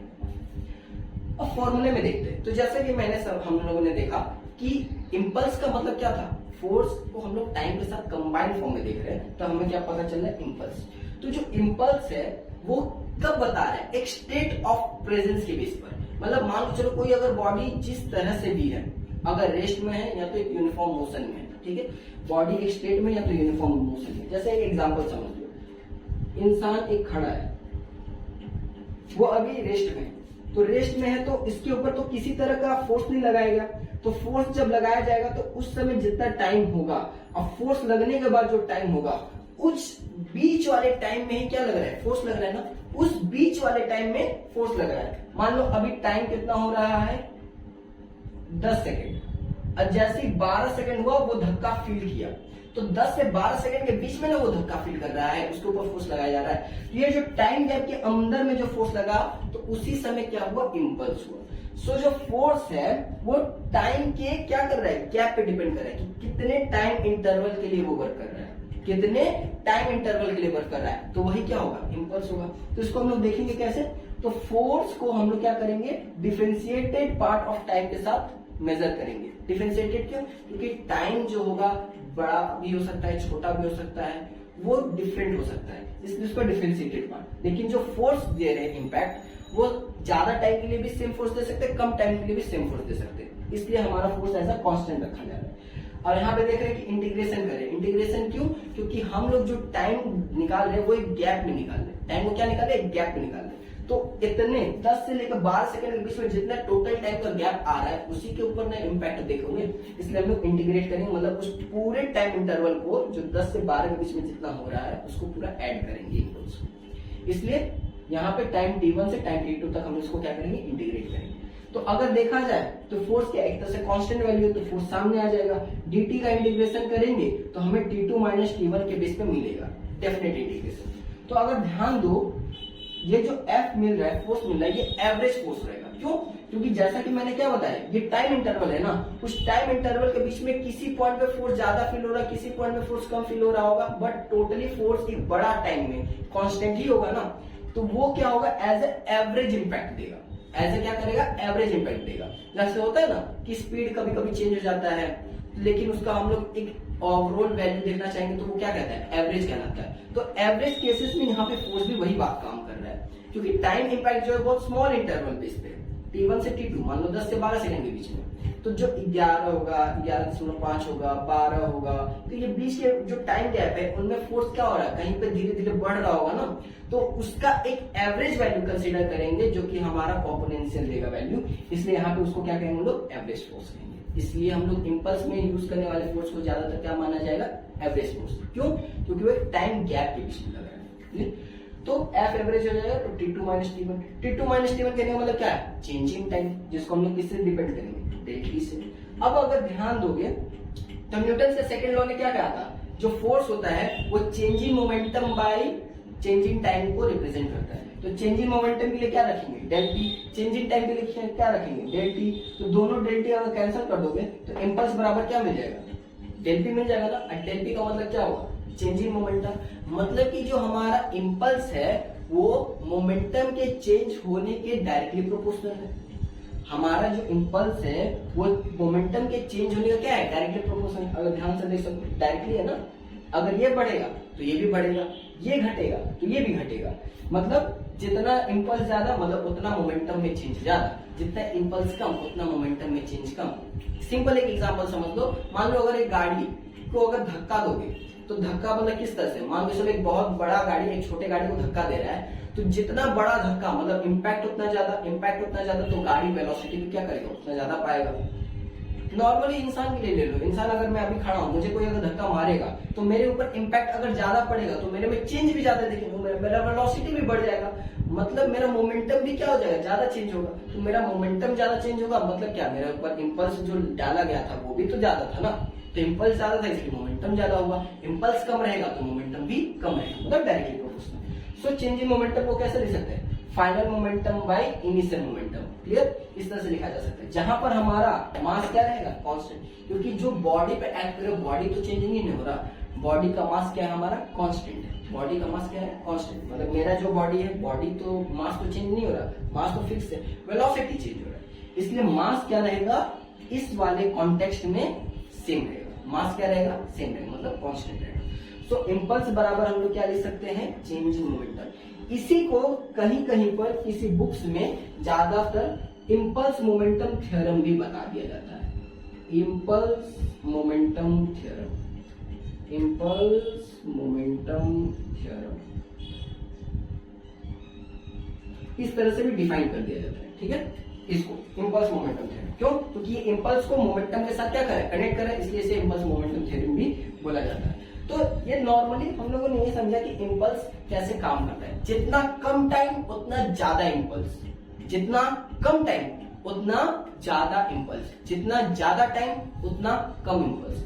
मतलब कि उस हिसाब से हमारा फोर्स का भी क्या होगा, अगर ज्यादा इम्पल्स मतलब ज्यादा फोर्स फील हो रहा है वो कम टाइम के लिए, ज्यादा टाइम के लिए अगर कम इम्पल्स है तो फोर्स भी हमें क्या फील होगा, कम फील होगा। ठीक है, तो अगर इसे ग्राफ के बेस पे देखना चाहें तो ग्राफ में देख सकते हैं, मैंने यहाँ पे दो ग्राफ बनाए, एक में वेरिएबल है और एक में तुम्हारा डेफिनेट कांस्टेंट बेस पर है। तो यहाँ पे देख सकते हैं फोर्स वर्सेस टाइम का ग्राफ, ये किसका ग्राफ है, फोर्स वर्सेस टाइम का ग्राफ। तो फोर्स वर्सेस टाइम का ग्राफ में देख सकते हैं ये वाला पोर्शन जिसमें ये एरिया मेरा शेडेड है, ठीक है, ये ग्राफ का पोर्शन है। तो ये शेडेड एरिया पार्ट हमें क्या देगा, ये देगा हमें इम्पल्स, ये शेडेड एरिया पार्ट हमें क्या देगा, इम्पल्स। अब बोलोगे कैसे, अगर ध्यान से देखो ये फोर्स और ये टाइम दोनों को अगर मैं इंटू करूंगा तो ये पूरा एक्सिस इंटू होगा कि नहीं, नॉर्मली होगा, मतलब फोर्स का ये पूरा पार्ट क्या लगा, नहीं ये पूरा फोर्स है, टाइम का क्या है, ये वाला पूरा पार्ट है, अगर मैं दोनों को इंटू कर दूंगा तो ये पूरा वाला पार्ट मिलेगा कि नहीं मिलेगा। उसी तरह अगर मैं इतना के अंदर देखना चाहूंगा तो इतना के अंदर जितना फोर्स आ रहा होगा, इतना के अंदर जितना टाइम का पार्ट होगा, उन दोनों को मैं मल्टीप्लाई करूंगा तो वो क्या मिलेगा, पूरा शेडेड पार्ट मिल जाएगा ना ये वाला। तो फोर्स को अगर मैं टाइम से मल्टीप्लाई करूंगा, क्या करूंगा मैं, फोर्स को अगर टाइम से मल्टीप्लाई करूंगा तो मुझे कौन सा फॉर्मूला मिलता है, force into time. Force into time क्या देता है, इम्पल्स देता है ना, तो ये क्या देगा, इम्पल्स ही देगा ना। तो फोर्स इंटू टाइम हमें क्या देगा, इम्पल्स। तो फोर्स टाइम ग्राफ में फोर्स इंटू टाइम मतलब फोर्स इंटू टाइम का क्या है, ये एरिया, ये क्या दे रहा है, एरिया। एरिया क्या देगा हमें, इंपल्स देगा। क्या देगा हमें, इंपल्स देगा। पर अगर ध्यान से देखो, ये एरिया जिसका हम लोग निकालना चाह रहे हैं ये फिक्स नहीं है, मतलब ये कोई शेप डिफिनेट नहीं है, डेफिनेट शेप नहीं है, मतलब इस शेप का कोई आकार फिक्स नहीं है। तो अगर इस तरह के जो शेप होते हैं उनके लिए हमें क्या करना पड़ता है, इंटीग्रेशन। उसके लिए हमें क्या करना पड़ेगा, इंटीग्रेशन। तो जब डेफिनेट शेप नहीं रहेगा तो उसके लिए क्या यूज करना, इंटीग्रेशन यूज करना। लेकिन अगर डेफिनेट शेप रहेगा, जैसे यहाँ पे देख सकते हो ये ट्रायंगल है, तो ट्रायंगल एक डेफिनेट शेप है, तो डेफिनेट शेप का तो एरिया आप जानते हो कैसे निकाल सकते हो, इनडेफिनेट का नहीं निकाल सकते हो, बट डेफिनेट शेप का तो निकाल सकते हो ना। तो डेफिनेट शेप मतलब ये किस तरह का, एक ट्रायंगल है, तो ट्रायंगल का एरिया कैसे निकाल सकते हो, अगर ध्यान से देखो, ये वाला portion half into base into height कर सकते हैं कि नहीं। ये वाला पोर्शन एक ट्रायंगल है, राइट एंगल ट्रायंगल का फॉर्मूला क्या होता है, half into base into height. ये बेस है, ये वाला क्या है तुम्हारा हाइट है, तो ये वाला पोर्शन का एरिया निकलेगा। सेम इस वाले पोर्शन का एरिया निकालेंगे तो हमारा क्या मिल जाएगा, एक एक्चुअली फोर्स का सॉरी इंपल्स का वैल्यू हमें मिल जाएगा, क्या, इस एरिया का। अगर यहीं पे ये ट्रायंगल नहीं रहा, ट्रायंगल के जगह पे ये रहा, स्क्वायर रहा, तो स्क्वायर कभी जानते हैं क्या होता है, नॉर्मली फिक्स शेप होता है ना, लेंथ इंटू ब्रेथ मल्टीप्लाई कर देंगे तो हमें क्या मिल जाएगा, इंपल्स मिल जाएगा कि नहीं। सेम चीज अगर इस तरह का शेप रहा, इसका भी हम लोग निकाल सकते हैं। किस तरह दिख रहा है तुम्हारा, एक पैरेललोग्राम जैसा दिख रहा है। पैरेललोग्राम का जो एरिया मतलब जो डेफिनेट शेप रहेगा, डेफिनेट शेप का तो एरिया जान रहे हो, फॉर्मूला क्या होता है, डेफिनेट शेप का एरिया का फॉर्मूला आप लोग पुट करिएगा, उसका वैल्यू कैलकुलेट कर सकते हैं। लेकिन इनडेफिनेट के लिए हमें क्या करना पड़ेगा, इंटीग्रेशन करना पड़ेगा, तभी जाके हमें क्या मिलेगा, इंपल्स का वैल्यू मिल पाएगा। तो फोर्स टाइम ग्राफ में फोर्स टाइम एरिया हमें क्या देगा, इंपल्स देगा। फोर्स टाइम ग्राफ में force time area in graph gives impulse, ठीक है, क्या देगा हमें, इंपल्स। क्लियर बात, तो ये बात ध्यान रखना है।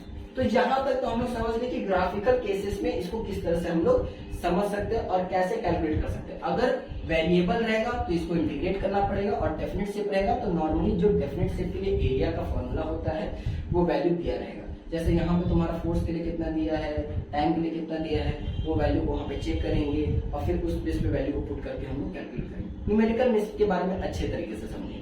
अभी के लिए हम लोग थ्योरेटिकल बेस पे ये समझना चाह रहे हैं। तो ये सारे क्या था, इंपल्स का पूरा खेल था। तो इंपल्स की बात से ये समझ में आया कि इंपल्स जो है बहुत जगह पे हमें अपने डेली लाइफ में देखने को मिलते रहता है। अगर इनके कुछ एप्लीकेशन देखें डेली लाइफ में, जाने अनजाने में हम लोग तो जैसे कि बहुत जगह पे इंपल्स यूज करते हैं पर पता नहीं चलता।